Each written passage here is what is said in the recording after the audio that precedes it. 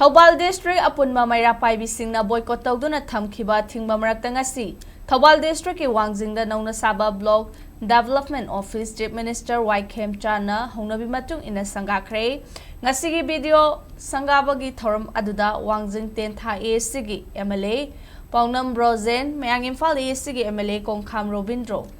Hairok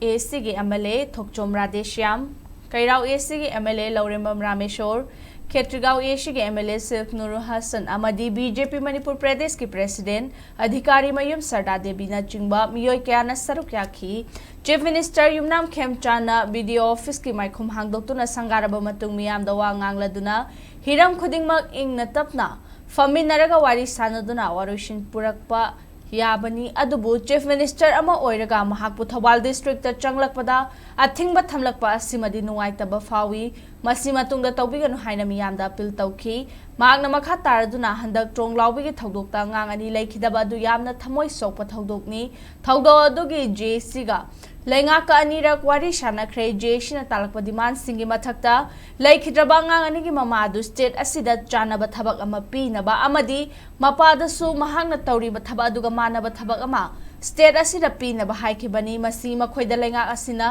mantiknaba natte awaba tahoriba imung adugi makhoi anigi awaba adu punna leizarabadi phagani haina khanduna haikibani haina phongdokhi angang ni sigibagi wathokku haidagi thamoi nuaitaba dumba phongdogamani matangda JC ga anira kumjara kanda togi Home Minister Kogidas masaya JC na pamasundu loiba pirage happy mathakta ay isana lagi drabana dugi togi pagpopa BSF ka ASI wala adu chama da thaba amas silage